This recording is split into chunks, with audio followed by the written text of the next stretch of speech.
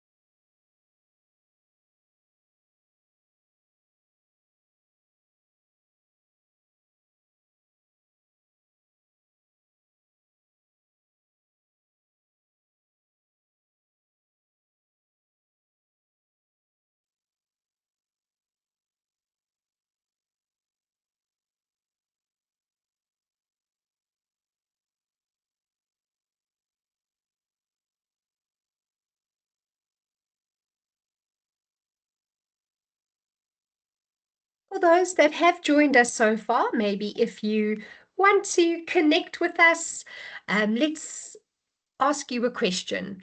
Who do you think of when you think of a leader? I would love you to use the Menti link that I've put into the chat, or you can just quickly look at Menti on your phone and then put in the code 71324289. And let me know, who do you think of when you think of a leader? Who comes to your mind? Is it somebody you know, or maybe it's somebody you've just read of or that you're aware of? But who do you think of? You're also very, very welcome to put it into the chat if you would prefer to do that. And we'll keep an eye on the chat as well. But who do Ca- you think of? Yes. Carol, I just see that in the chat somebody is saying that there isn't a link in the chat for the Menti. Okay. Johan, would you mind just Yes, repasting it? I think I've put it there twice or once or no twice. Maybe it's problem. someone who's joined a little bit after I pasted it. My Sue, I will apologies. do. I've got it. Thank you.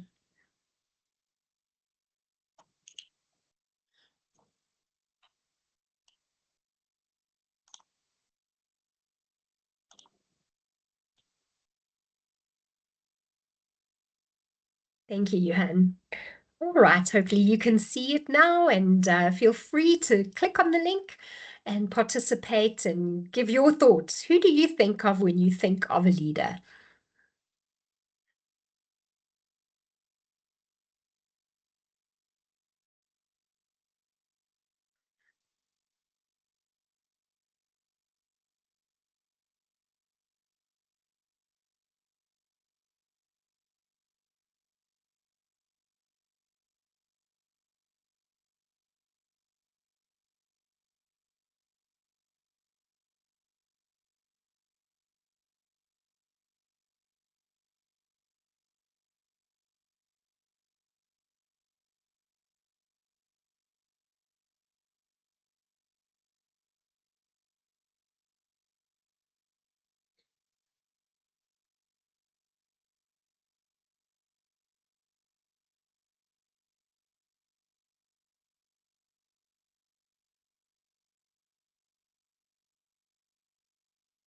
Ah, somebody's sharing. Thank you. I see that pop up there.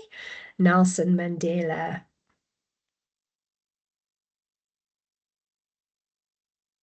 Oh, and he's coming up again.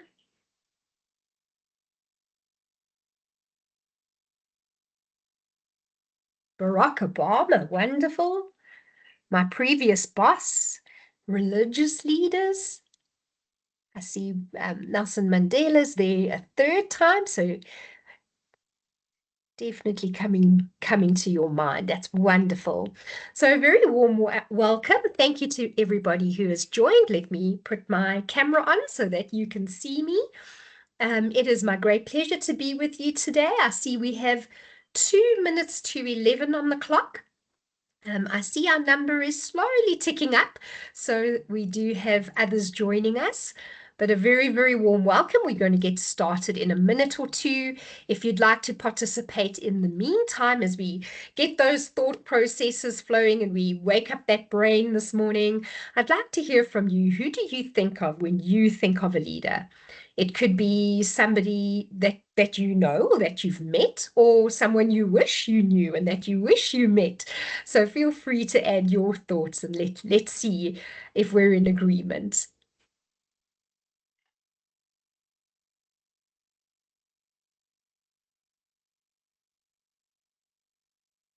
All right, we're up to 29 of us that have joined together already, and we have 1 minute to go on the clock. So we will get started in a moment.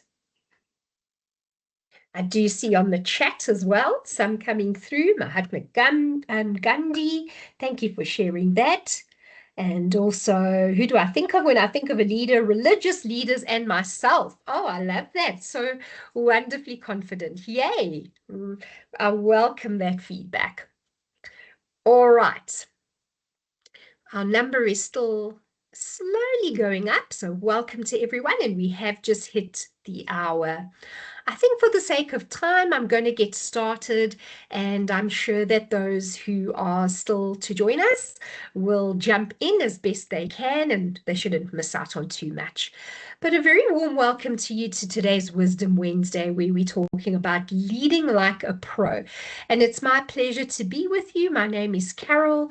I am an occupational social worker and a facilitator, and it's my pleasure to support the Academy of York team as well as you as students. And I'm joined by your dean, Johan. Johan, would you just take a moment to introduce yourself to everybody who might not have met you yet?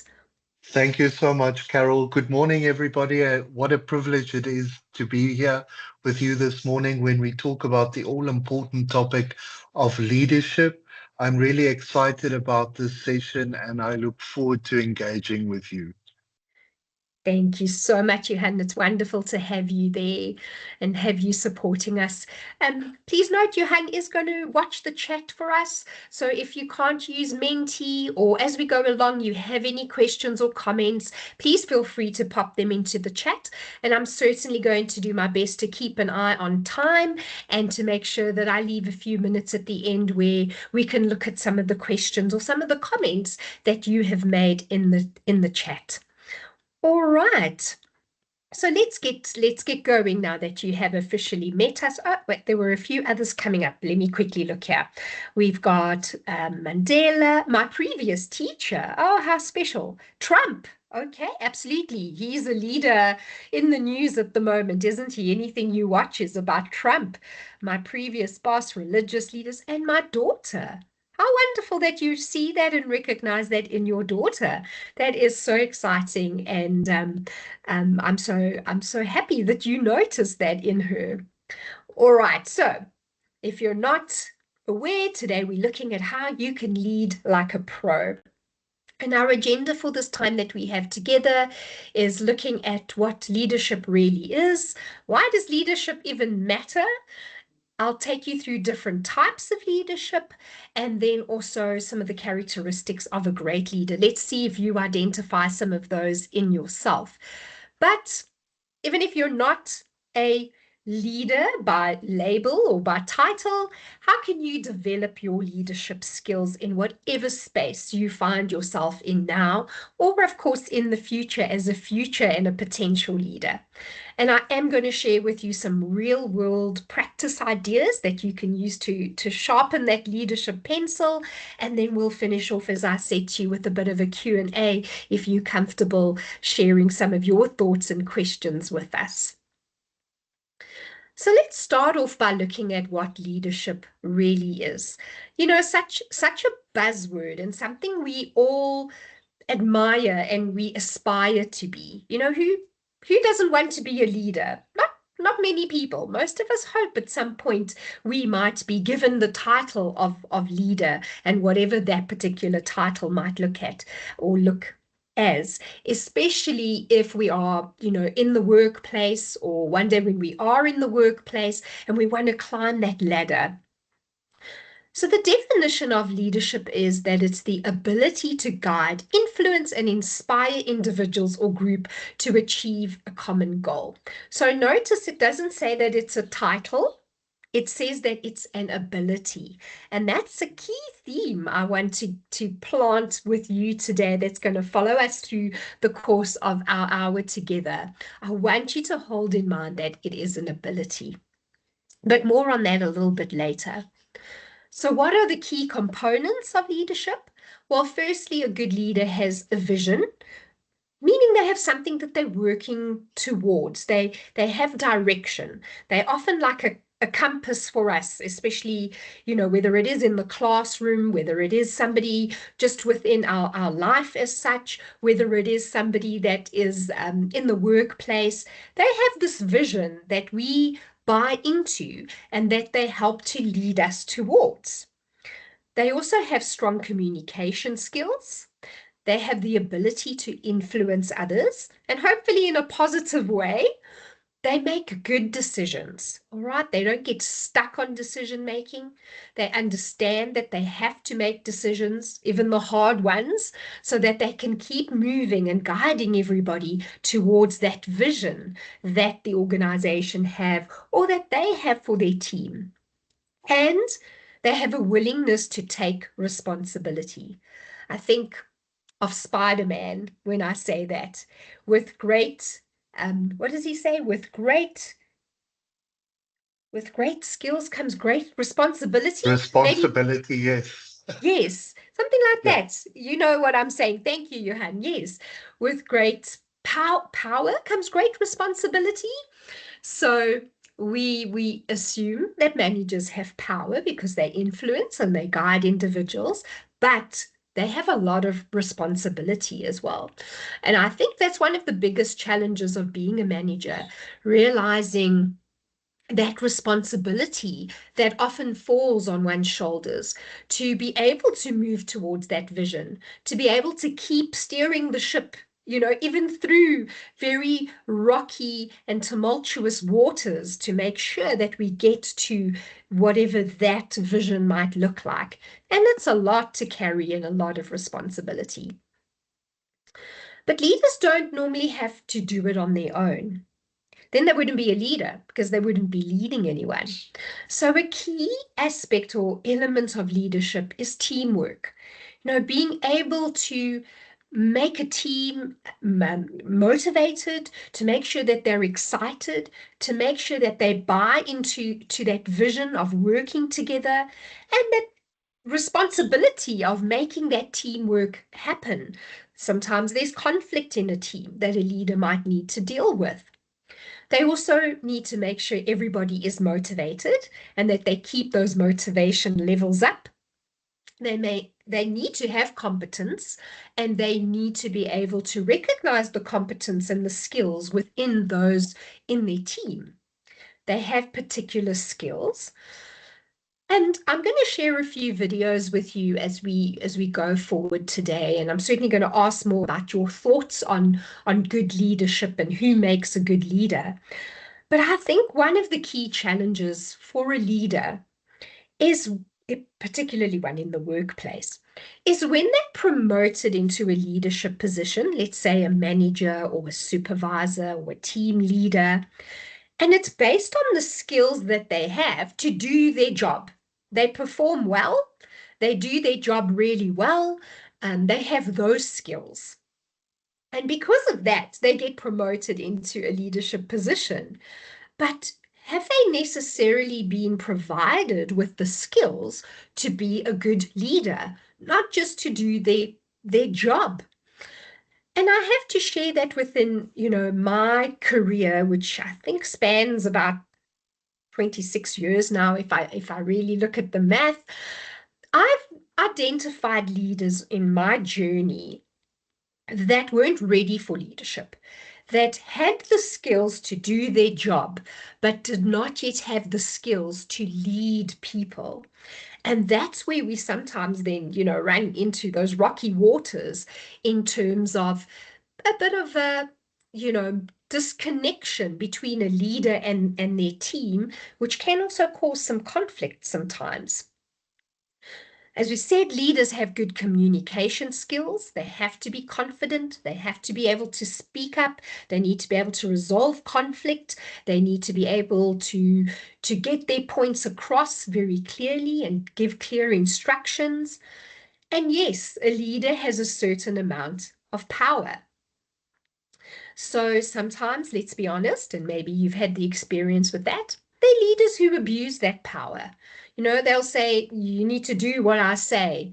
I don't want to hear your side of the story. I don't want to hear how you're going to manage things better or whatever. Just do what I say because I'm in charge here.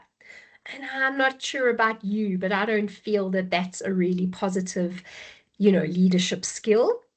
I think when power is used in a positive way to help positively influence others, to help guide and develop and grow and see the potential in others, and to walk alongside them when they need to and show that support that an individual might need, especially when they're going through a little bit of a tough time or they are feeling a bit challenged by the job or the task that they have at hand.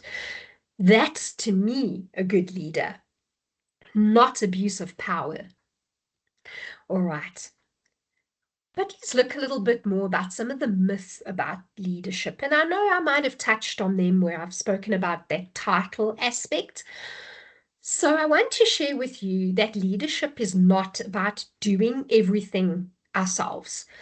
I think leaders who try to do that struggle, that they really, really just struggle because they're trying to show that they're on top of everything, that they're in control of everything, they can do it all. And you know what? They're going to burn out. And they're also going to frustrate their team members who are feeling disempowered by this leader who's trying to shine and do everything themselves. Leaders are born as leaders. It's debatable. I'm going to ask you to comment on that in a moment. All leaders are charismatic. I don't think so. It's a bit of a myth. Leaders have different personalities. There are some who are very quiet and maybe a little bit more reserved. And you do have leaders that are very charismatic and, come across as being full of energy and very confident in how they speak and they present themselves. And I guess Trump comes to my mind as a charismatic leader. But then I think of someone like Nelson Mandela, who, of course, I never got the honor of meeting, but he seemed quieter. I think he was a deep thinker. He really thought before he spoke. So his words were often very powerful, but very contained. Now and then we'd see him dancing, which was wonderful, but he didn't necessarily come across as very, charismatic and, loud and full of energy and so forth. All leaders are extroverts. I think that kind of ties in. No, some of them are introverts. They silently lead, but they're still powerful in the way that they influence and guide people. All leaders have no flaws. I'm pretty sure you can agree with me that is a myth. Whether you yourself are a leader or you've been a leader, or you can think about those who've had to lead you so far in your life, leaders are flawed. They're not perfect individuals. Sometimes they're still trying to get it right and they're still learning as they go along. They are human. And I think that's what makes a wonderful leader. That shows that they are human and that they too have a vulnerable side. Leaders can't make mistakes. Nope, but they do. I think what is important is they take responsibility for those mistakes. They own up to those mistakes and they try to make it right if they did make a mistake. It's all about you and your needs. So no, a leader can't just be all about themselves and what they want and what they need. They've got to be thinking about the team that they're leading and the individuals that make up that team. It's not a title or a position. So we can be leaders without those titles. You don't have to be a manager or a supervisor or a director or a CEO or whatever it might be to really be a leader. It's not exclusive, no.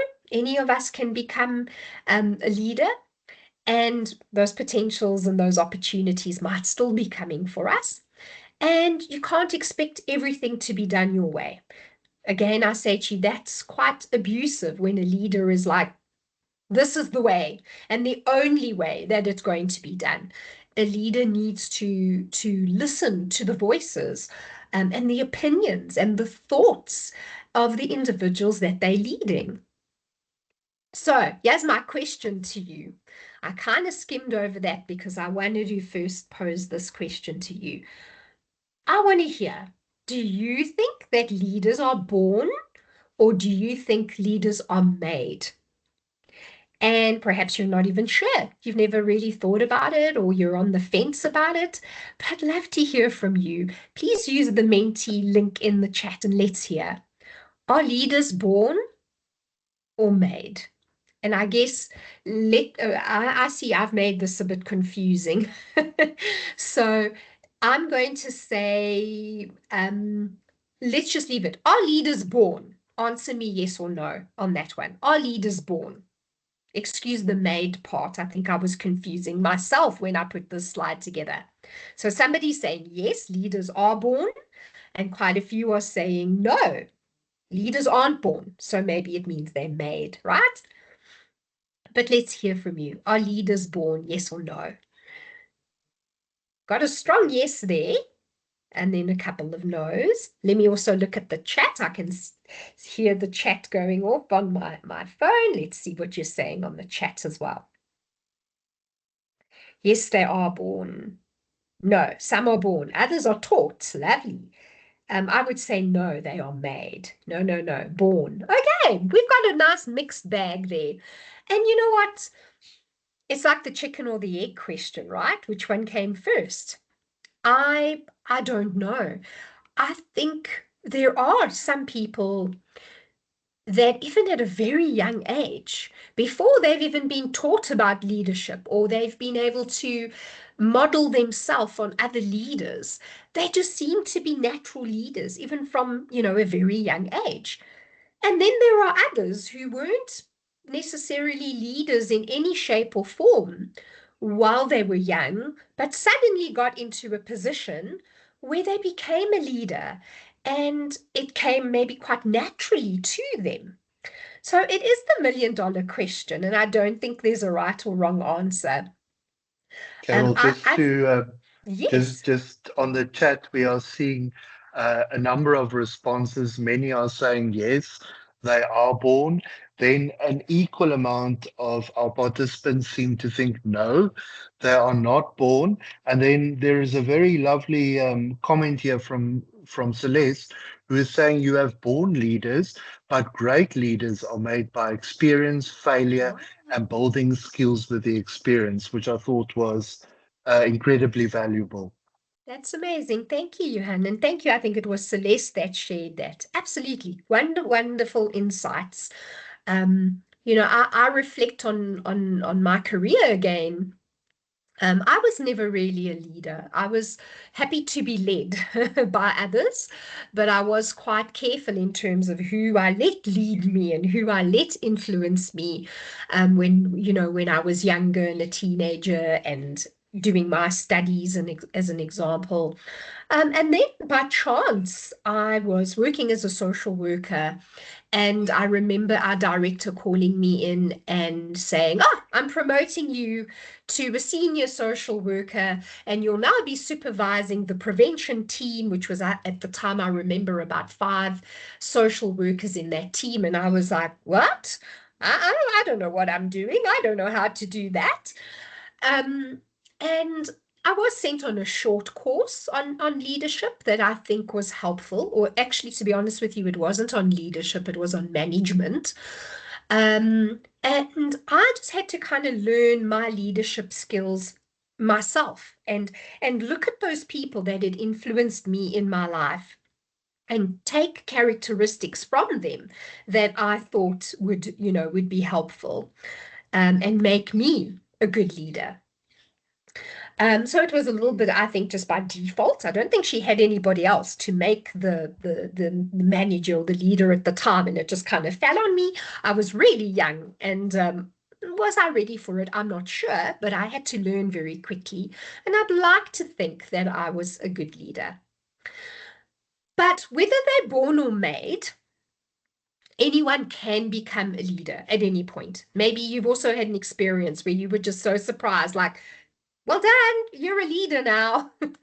Or maybe you applied for a leadership position in some shape or form. Or maybe you are one of those individuals that just naturally has stepped up, and find that you're a leader amongst your friends and, perhaps in the classroom or when you are put into any sort of a group. So leadership is not exclusive to certain individuals. It can be developed through determination, through our efforts, and of course through our experience as those options and those possibilities and opportunities kind of just pop up in our lives. And here are some key points that all leaders need. Leadership potential, that at least needs to be a potential there, to become a good leader. An ability to influence others. And again, I'm going to say influence others in a positive and in a good way. There needs to be the ability to learn and to mentor others. And maybe some of you who joined the last Wisdom Wednesday I did, we looked at mentorship and how that helps to create leaders. And they need to be able to support others. You need to have a level of empathy and compassion and understanding to be able to support those individuals that you are leading. And leadership is actually accessible to all, and with the right mindset and sometimes the right resources, we can develop our leadership abilities. And I'm going to share with you towards the end of this presentation, as I've promised, some of those ways that you could start practicing to be a leader and to maybe even sneakily become a leader in some of the different areas of your life. And now I'm going to share a little video with you. So just sit back and relax for a few minutes, and then I'm going to ask you afterwards, are you above or below the line? A leadership moment. Leading above the line. It's always good to have a point of reference to know where we are and help orientate ourselves at any given time in any situation. One of the most useful references that I've learned over time is the line. To use the line, all you have to do is ask a simple question. Am I above or below the line right now? If we're below the line, it means that we're feeling threatened and are quick to make excuses, blame others, or deny there's a problem. This is not a constructive space. We don't listen and may come across as hostile, focused on winning the argument, or we may go silent and be unresponsive. It's a space that's filled with reasonable reasons. When we're above the line, we're feeling safe. We're open, curious, constructive, willing to learn, and solution-focused. The intent is to find the best outcome. Above the line, we take ownership, accountability, and responsibility for our thinking and what we have done and what we will do.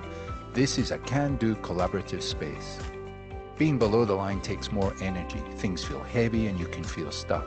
Whereas above the line, things feel lighter with more possibilities. Our brains are hardwired to avoid threat, perceived or real. So it's in fact natural for us to be triggered and go below the line from time to time. However, being below the line, it's not productive and is frustrating for both us and the people around us. The important thing is to make sure that we only visit and don't live there, developing a victim mindset, which results in ineffectiveness and is detrimental to our relationships and health. So how do we get above the line? Well, if you feel that defensiveness rising up in you, acknowledge it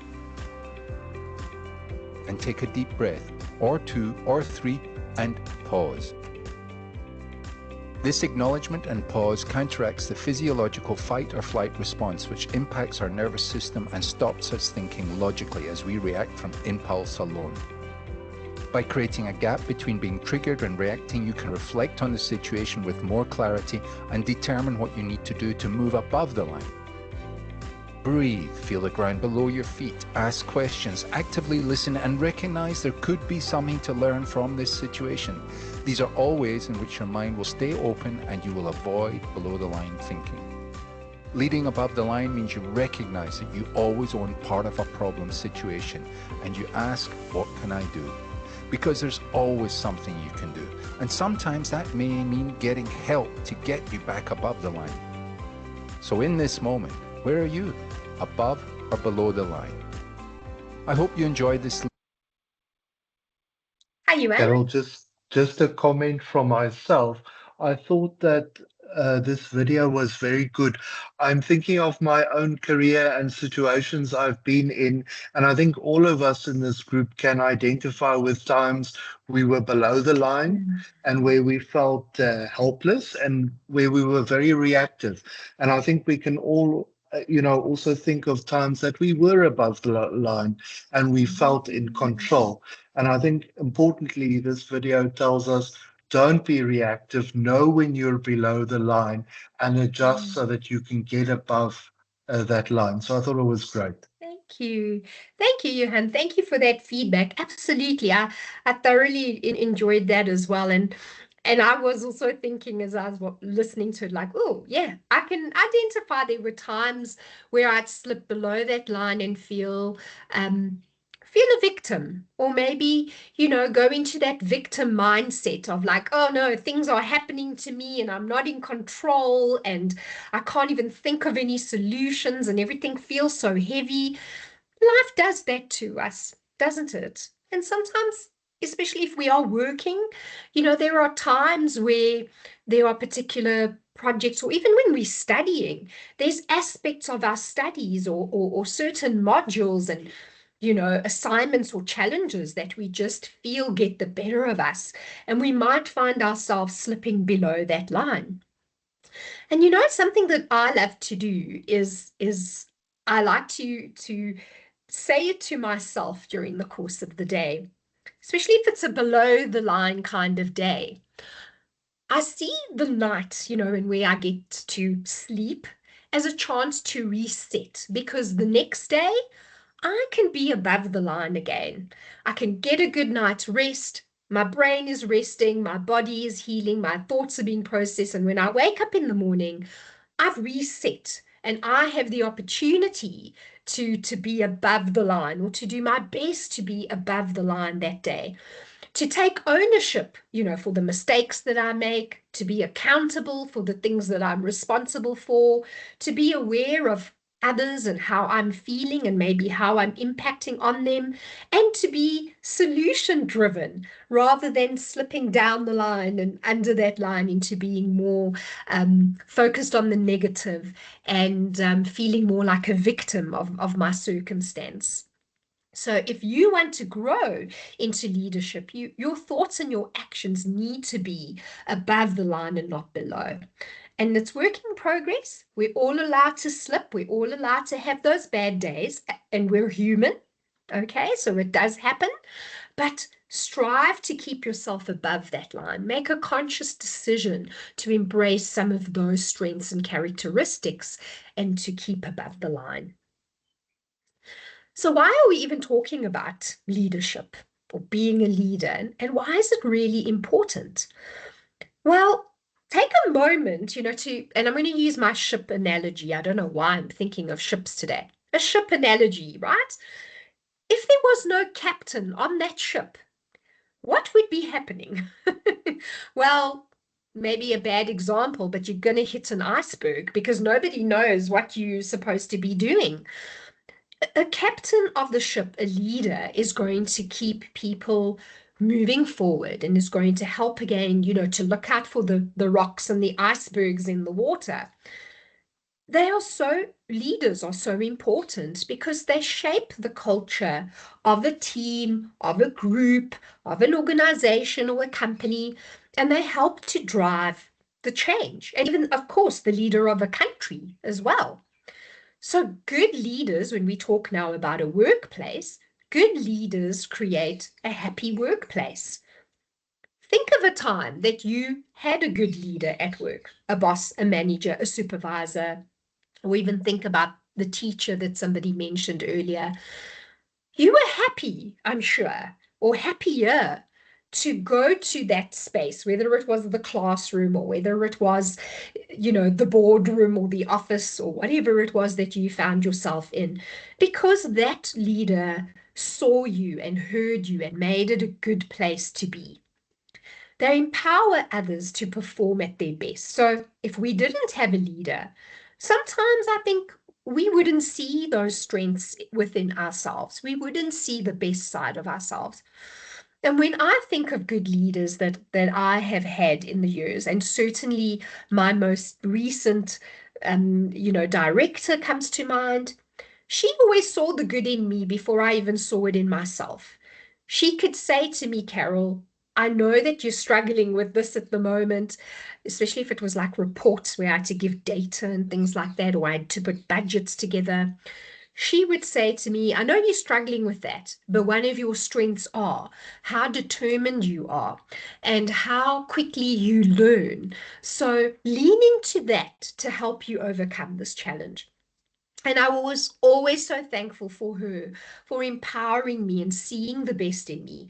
And when we identified gaps, she would say to me, well, have you considered doing a short course? Or here's a book I think you could read that's going to help you with this, or a reading. She would constantly empower me and help me to be my best, or at least to move towards being my best. And yeah, a leader is critical in every field, whether it's on a ship, whether it's in business, whether it's in education, whether it's in the space of activism and, leading organizations and communities together. Whatever that space is, there has to be a leader. Someone has to step into that role, else things aren't going to actually get done. And leadership builds our confidence, our sense of responsibility, and even innovation. It challenges us to be better and to do better and to think out the box. So let me quickly ask you another question, and I'll use Mentia. Hopefully this question's a bit clearer. I think it is. But what do you think makes a good leader? Share with me and with all of us that are here together today, share one particular characteristic or skill that comes to your mind that you think makes a good leader. Even if you see it in yourself, that's wonderful. Share that with us as well. But what makes a good leader? And I'm going to use my word from earlier just to get you going. And I see your hands put on his camera, so you're sharing some things in the chat as well. But humanness, that is the key word that comes to my mind. A good leader is still a human and treats us like a human. Johan, what's coming through on the chat that you're seeing? Yeah, I'm enjoying this comment. It says, "Oh, how I wish my leader at work was listening to this." So maybe our recording will go Yes, um, yes. to other individuals. And a very interesting comment. And then also somebody, Notano, commenting accountability and responsibility, which I think is absolutely critical. Khaled Sang, a good leader demonstrates a combination of skills and qualities that inspire and motivate others towards a shared goal, which is a beautiful way of saying it. Accountability, responsibility, and solution driven from Amelia, and then Nhlantla saying humility but bold. Oh, I love that. Thank you so much, everybody. That is such wonderful input. And I love that humility, but still being bold. So still having that confidence and that assertiveness to be a leader. I love that. And thank you for what you're sharing here on Menti as well. Someone who leads by example. Wonderful. Absolutely. They practice what they preach, right? They don't tell you that you need to work hard or whatever it is, and yet they slacking on the side and being lazy.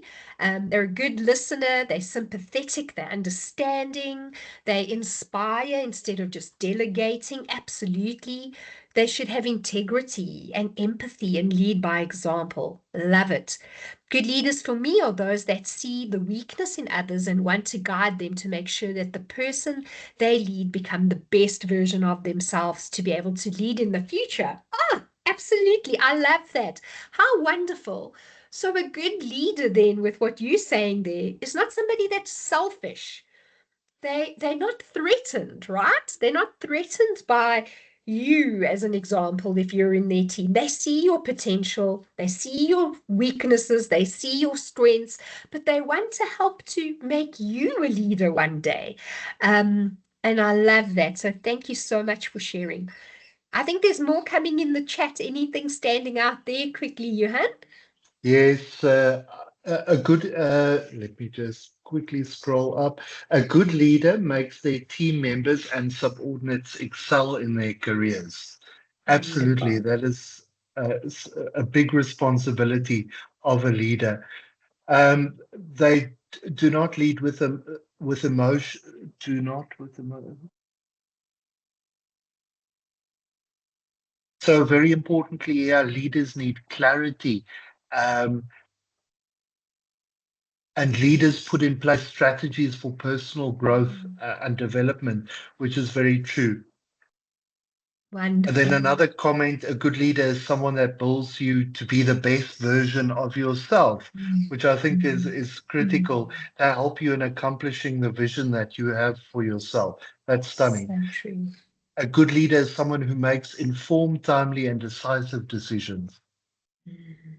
Wonderful. And a Oh, leader is a good example and a good motivator. So some wonderful. fantastic comments. I absolutely love it. Thank you for sharing that, Johan, and thank you everybody that's shared your thoughts with us. And I'm imagining that as you are sharing this, you're thinking of some good leaders that you've had in yourself and, or in your life, should I say, and maybe identifying some things you see in yourself. I want us to be confident.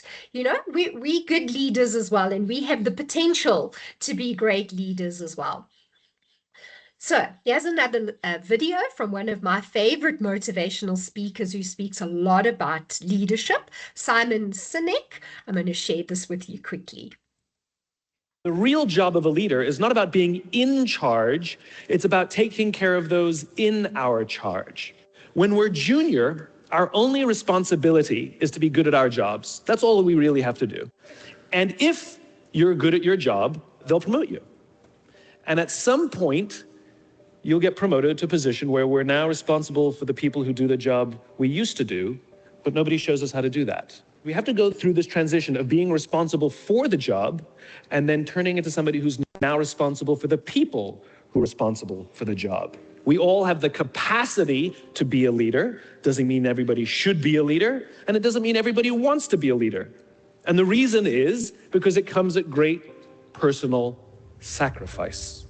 Remember, you're not in charge, you're responsible for those in your charge.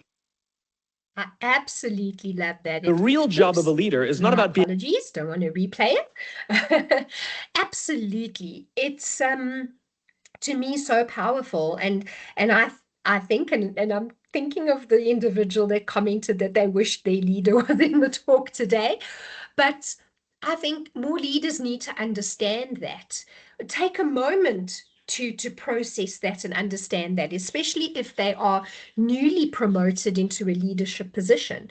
It's not about just being in charge. Yes, you've got to report to more senior people above you and you've got targets and so forth. Of course, we understand that. So you've got to take some sort of charge, which is management. You've got to manage, the people within your team to make sure those targets and those goals are reached and you get into that vision. But it's about taking charge of the individuals in your care. And I'm using the word care because they are in your care. And it's about making sure, like so many of you have beautifully shared this morning, it is about letting them and helping them to be the best versions of themselves to be able to do the job that they need to do. So yeah, that one is so powerful. And please, if at any point you want to listen to more about leadership, Simon Sinek is wonderful. He's got a lot of shorts like that you can listen to, a lot of podcasts and interviews and TED Talks as well. It's really empowering listening to his ideas and his perception of leadership. So there are different types of leaders, and I'm not going to go into this too much because, there isn't a pop quiz here that you need to try answer this. But I said to you earlier, there are different personalities when it comes to leadership. So I'm sure we've all had experience.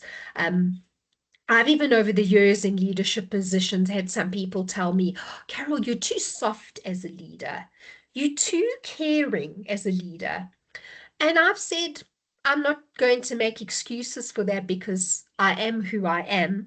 And I am a social worker first and foremost. So caring for others is my passion and is my calling in life. So the fact that I'm human and I treat people like human and I like humans and I understand when they're going through difficult times and I'm able to see the bigger picture rather than just to see them as as a worker that just needs to get things done, I'm not going to make apologies for that.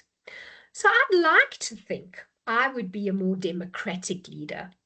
We live in a democracy and we'd like to work in a democracy as well. And hearing other people's opinions and taking their voice and their thoughts into account is key to me because I believe that I don't know it all. And there's things that they could share with me, and I can learn from others as well. So a democratic leader is about hearing everybody's side and making joint decisions. Yes, sometimes they got to step up and, say, well, this is the way we're going to go. This is what we're going to do because they're a leader, but they're not just a boss that's telling people, well, this is how it will be done. This is the direction we will go in, whether you like it or not. That's more of an autocratic leader. That is someone, and I immediately am thinking, well, of a dictator, which is another type of leader not even mentioned. Yeah, think of, I immediately, of course, think of Adolf Hitler and how he was a dictator. No one dared to question a thing that he put into place or what he did. His armies marched to his beat, and there was not one person who marched out of line, because that was even higher than an autocratic leader. That was a dictatorship. But an autocratic leader is the one that makes the rules, and everybody needs to follow them. There's very little room for negotiation with an autocratic leader. Laissez-faire really means they are more relaxed leaders, so they don't mind others taking charge at certain points, and they don't mind others kind of just, letting them go with the flow. And sometimes they are accused of being a little bit lazy and not really stepping into and taking ownership of that leadership role. And we do sometimes feel with that type of leader, people get a bit lost because they're not too sure. Should I go this way? Should I go that way? Will this be okay? Will that not be okay? Because that leader's not really communicating clearly enough. And I'm going to just finish off with sharing about a transformational leader, because that's a new leader, really, that we've become aware of. And as the word says, they help to transform others. They help to transform situations, organizations, and countries. And I immediately even think of Nelson Mandela here, having had a time where he was my president. And he was a transformational leader. He was about transforming our country to be the best country that it could be. And he was democratic in that he allowed for democracy in our country. So you can straddle, as you can see, one or two different types. But reflecting again on some of your experiences, just a question, getting your thoughts here again, whether you are in a leadership position or not, have you had a good boss along the way? Have you had a good leader in your life? And why do you label them as a good boss? I've already shared with you, my last boss was a pretty good boss. It's important to ask yourself that and to think about it, especially if you aspire to be a leader. You know, it's important for you to try think like a leader, to try put yourself sort of in their shoes and understand, well, what was it that they did that made them good? You know, what are some of the insights that can maybe help to lead you to be a better leader one day? What did they like or dislike? And what did you dislike about them? Or what did you like about their leadership style? What was valuable, you know, in the way that they led? What did you see? Did you see good communication skills? Did you see that they could transfer skills onto others, that they were good mentors? Did you maybe feel that you weren't being micromanaged? And yeah, micromanagement is a terrible type of leadership.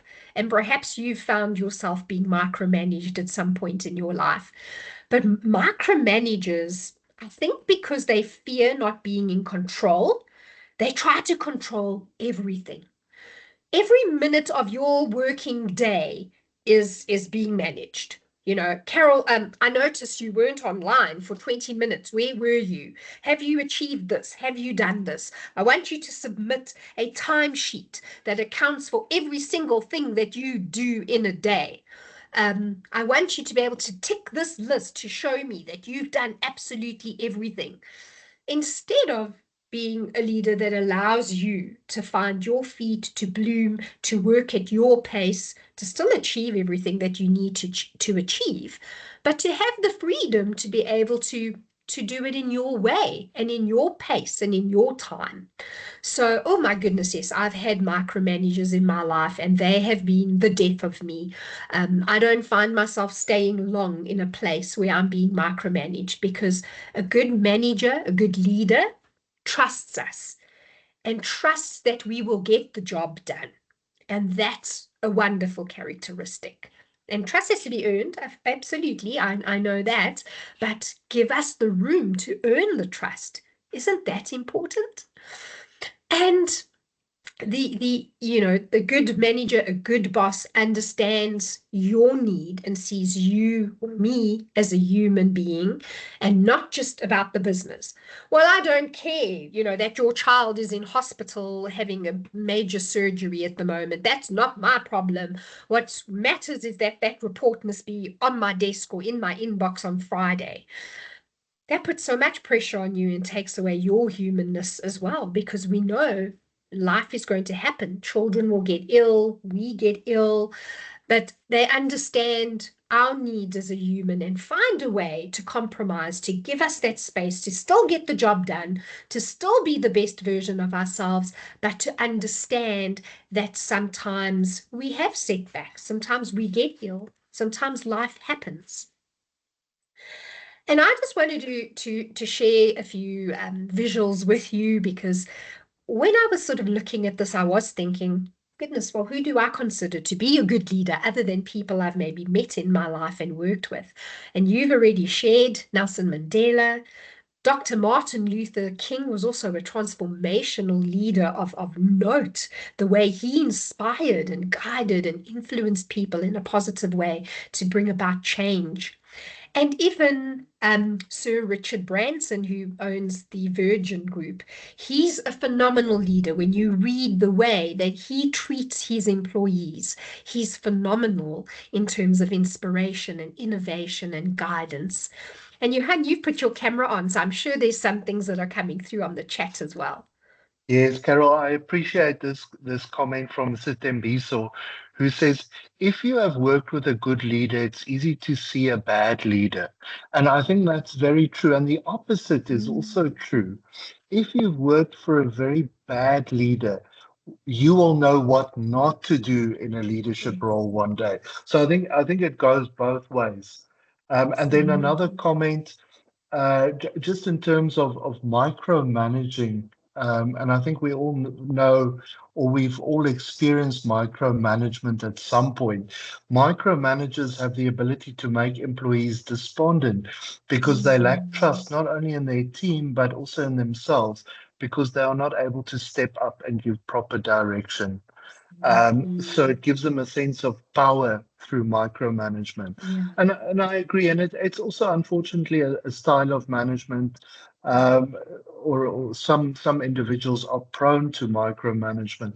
And it definitely is something that we need to be aware of as leaders, is there are times where we can give our employees the freedom to do what they need to do and to get on with things. And I think, earlier on we spoke about laissez-faire management. There's a time and a place for everything, and in the world of work we move between these different styles all the time.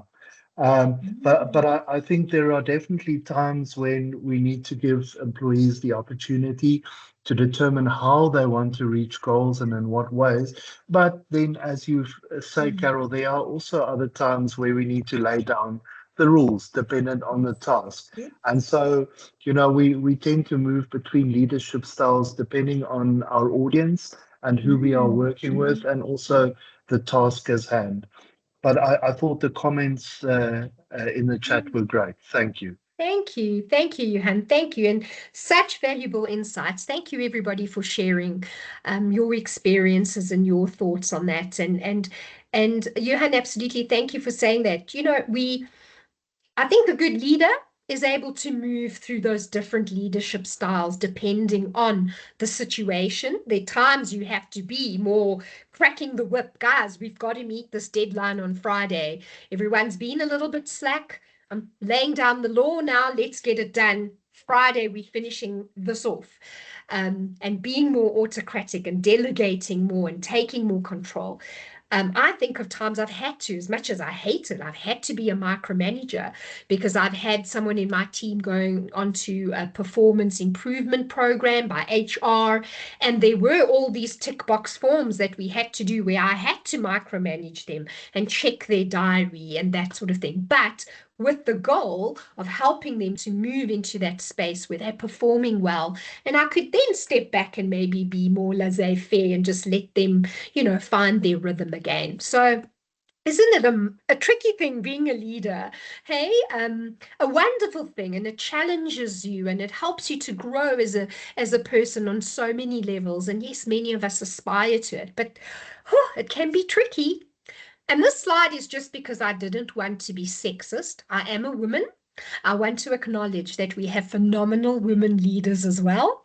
And one that came to mind for me was Princess Diana, who maybe shows my age, but just in terms of being, a leader, of course, in her country, but also in many aspects in the world, and how she was so human and led her people, with such humanity and compassion, and did amazing work in communities, in charities and so forth. And of course, Oprah, who I absolutely just, almost idolize in terms of how influential she is and how transformative she is as well. You've all shared a lot of this, so I'm just going to touch on it as a summary. But what makes a good leader? Thank you for the thoughts that you've shared. Integrity, doing the right thing, even when other people aren't watching. That makes a good leader. Empathy, seeing us as human, walking a mile in our shoes, having that confidence, that assertiveness to say what they mean to say, being able to speak up sometimes on our behalf if we need them to. They are accountable. Thank you. You guys have shared that as well. That adaptability. Got to be flexible and adaptable in today's world if you're going to get by and if you're going to be a good leader, because goodness, don't things just change all the time? I'm just immediately thinking of some messages I got today from different companies that I, have my cell phone contract with and so forth. That was going to change and increase. So I got all this, spamming about everything's going to increase. So now they're quickly having to be adaptable and redo everything because that isn't increasing, thank heavens.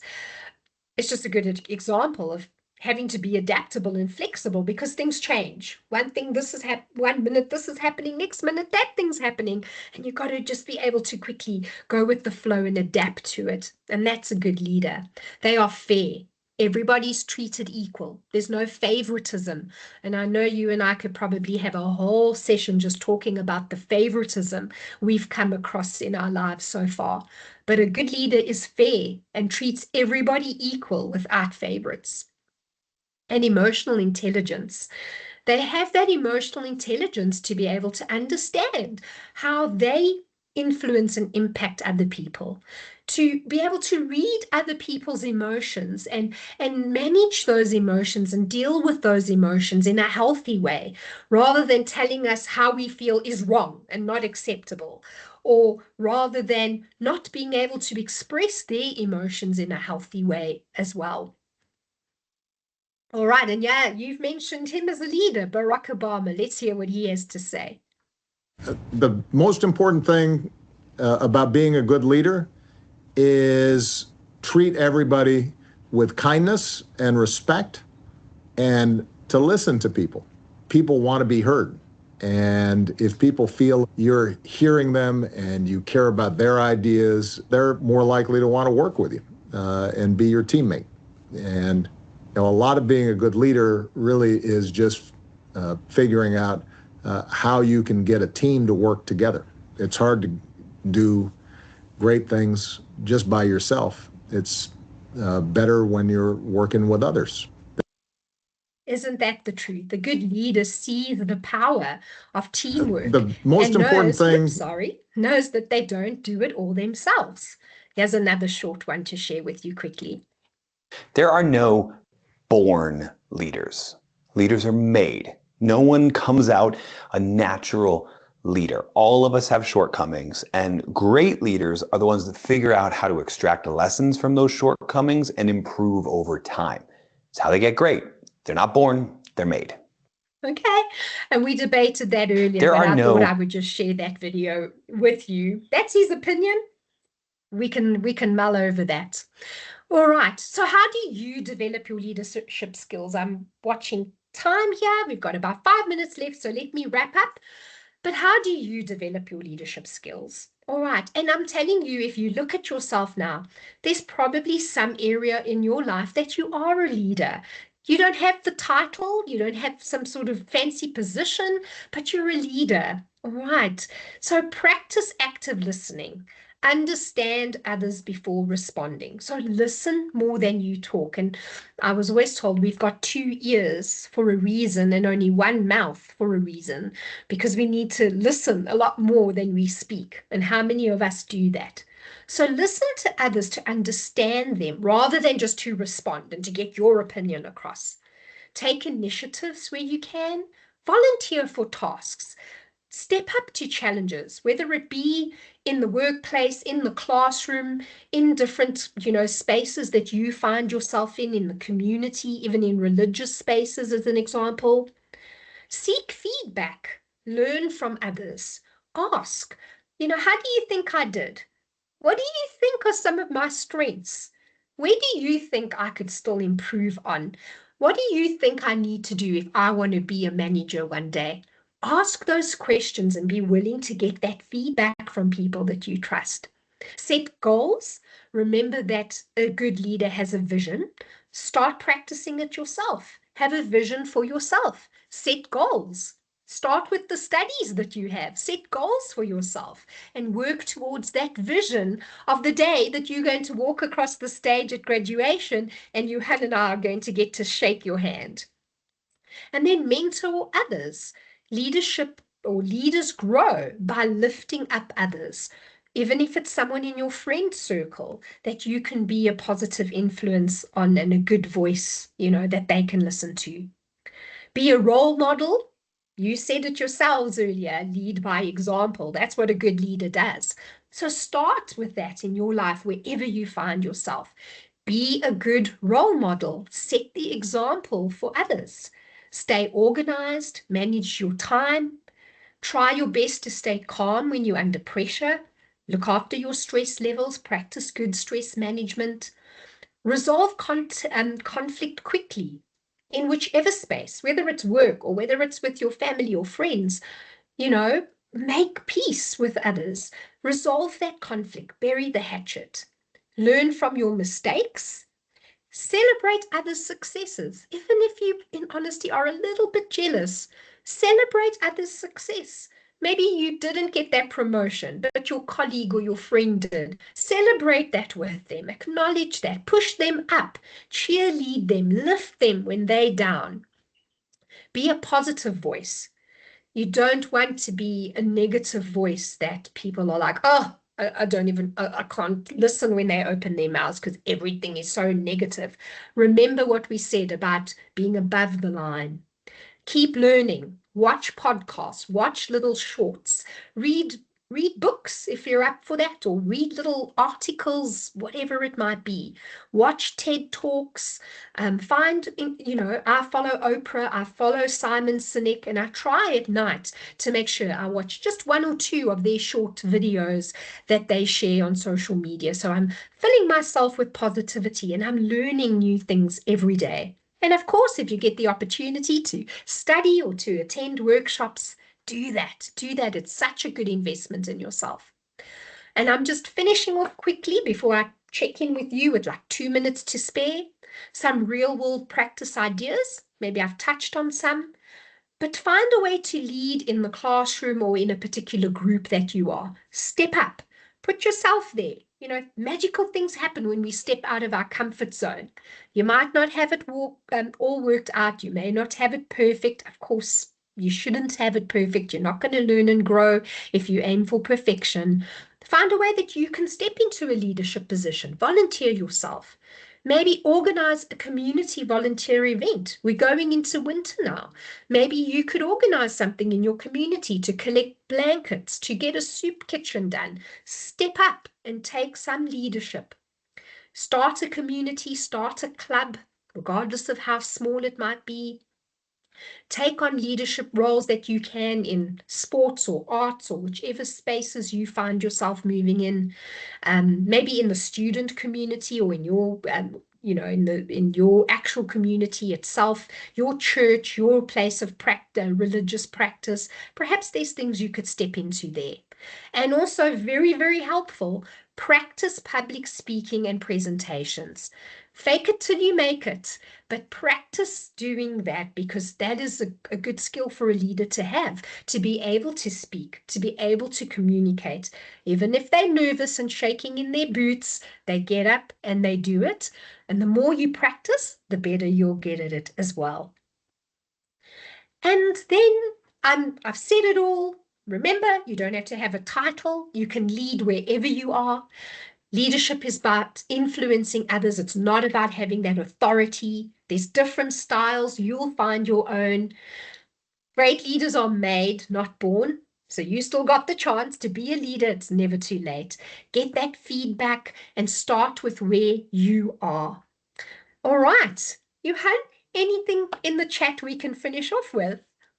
No, it's I just want to say from my side, Carol, thank you very much for this session. I really enjoyed it.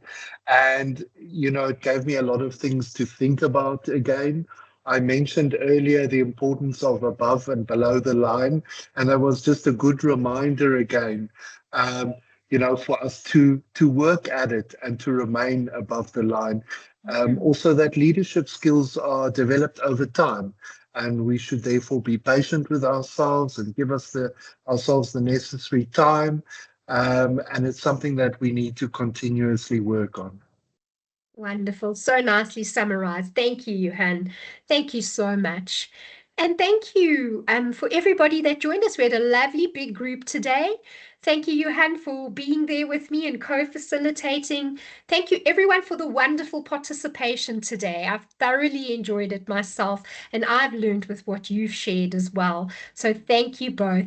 Look after yourself. Go practice those leadership skills, and see you soon in another Wisdom Wednesday. Thank you so much. Take care. Bye, everyone. Bye-bye.